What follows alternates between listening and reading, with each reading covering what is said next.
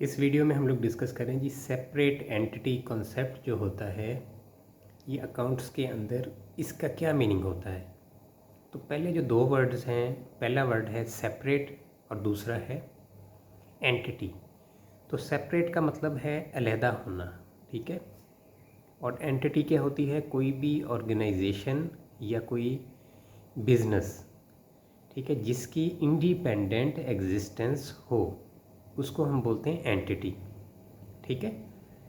तो separate entity का मतलब कि कोई अलहदा एग्जिस्टेंस है किसी चीज़ की।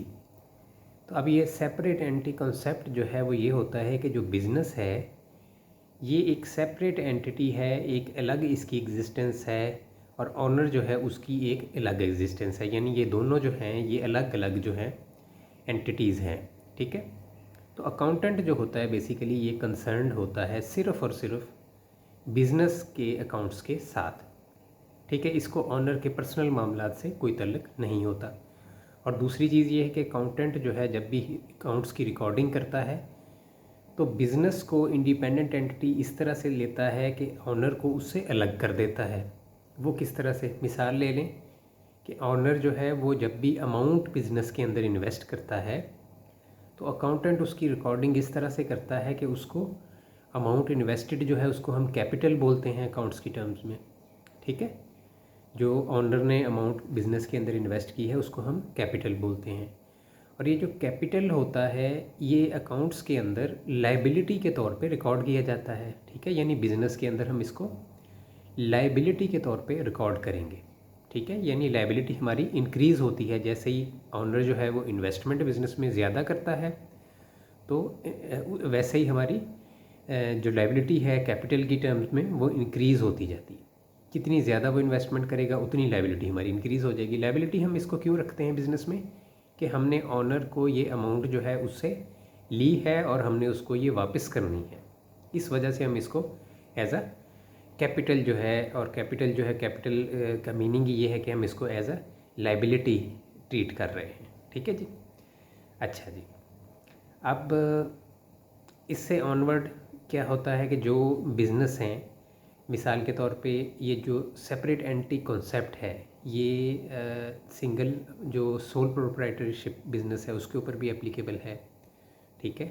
पार्टनरशिप के ऊपर भी एप्लीकेबल है, कंपनीज़ के ऊपर, जितनी भी बिज़नेस की फर्म्स हैं उन सब पे एप्लीकेबल है। लेकिन एक बात आपने याद रखनी है कि जो सोल प्रोप्राइटरशिप है इसके अंदर और पार्टनरशिप के अंदर ये जो कॉन्सेप्ट हम यूज़ करते हैं सेपरेट एंटिटी का, ये कानूनी तौर पे इन दो बिजनेसेस में, number 1 sole proprietorship, number 2 partnership, ये दो बिजनेसेस जो हैं ये कानूनी तौर पे सेपरेट एंटिटी तस्वर नहीं किए जाते, ठीक है। यानी ये हम जो सेपरेट एंटिटी वाली मैंने आपको बात बताई है ये सिर्फ अकाउंट्स में एप्लीकेबल है, लॉ के अंदर ये चीज़ एप्लीकेबल नहीं है। जो हमारा सोल प्रोप्राइटरशिप और पार्टनरशिप, क्योंकि क्यों नहीं एप्लीकेबल कि वहाँ पे दोनों को सिंगल एंटिटी तस्वर किया जाता है, ऑनर को भी और बिज़नेस को भी कानूनी तौर पे।